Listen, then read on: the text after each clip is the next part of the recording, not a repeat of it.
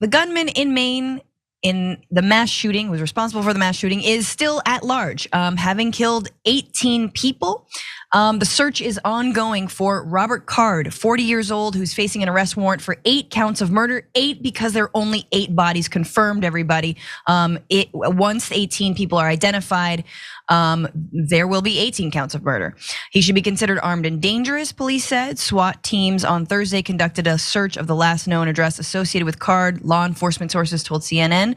Once the teams cleared the house, investigators came in to execute the search warrant, looking for items like computers, notes, weapons, and any evidence that might indicate a plan to carry out the shootings, the sources said. Here's some of the locations that they're searching. There's a map from the Times. The sort of where folks were initially, there were multiple sites, but one was a bar and grill called Schmengi's. And then another was a just-in-time recreation, which was a bowling alley. So 7 more people were killed there. A boat ramp in Lisbon was linked to a car that the suspect was found, belonging to the suspect, a suspect's home. Number 5, number 4 is a response boat was searching the river. So I mean, it is a massive search. Maine is a fairly wooded area. It's not easy, and clearly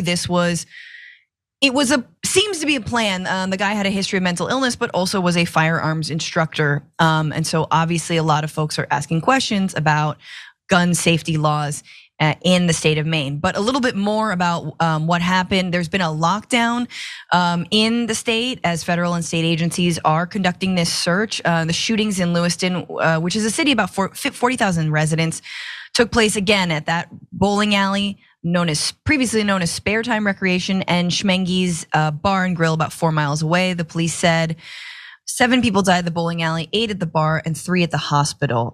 That's according to the Maine State Police. Again, 8 of the 18 have been identified. Here are some of the family members of the victims who spoke out. Among the victims of Wednesday's shooting, 53-year-old Trisha Aslin, who was enjoying a night off with her sister Bobby at the local bowling alley. Her mom says she was shot trying to call 911. Trisha didn't deserve that. Nobody did. The man that did that has no soul. I pray to God he doesn't do that to no more people. I hope they catch him soon. Police say the gunman also went to Schmengi's Bar and Grill, where Joey Walker was a manager. His family says they waited an agonizing 14 hours before they learned he was among the 8 people who died there. That moment when I got the call and said, Joey's dead, it brought me back. It brought me right back to my knees. So another state, another community, more families impacted by senseless gun violence, as if any of it ever made sense. But it is the deadliest mass shooting this year, and the deadliest shooting in Maine.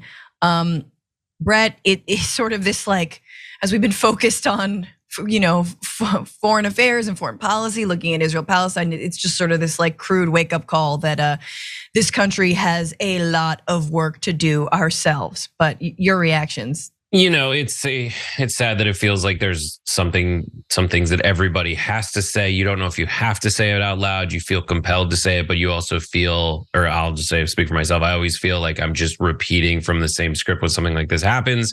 Mm-hmm. And it sucks because you can't change the script because the laws are still the same. The attitude toward guns in America is still the same. And, despite what most people in the United States voting populace would, believe and have the laws do to prevent people from getting guns, they'll just keep not changing them in Congress. And right. That's just super depressing. And then we all try to find like the updates. Hopefully they got the guy, but if they get this guy, they're going to get the next guy. How are they going to keep people from getting guns in the first place? If it is the case that this guy was actually a firearm instructor, then you're going to hear people on the Republican side come and say, well, how is your red flag or yellow flag law going to catch everybody? That's just the way it is in America.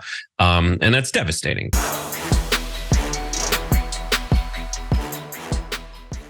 Check out the Damage Report podcast each day, wherever you get your podcasts, whether Pocket Casts or Stitcher or iTunes.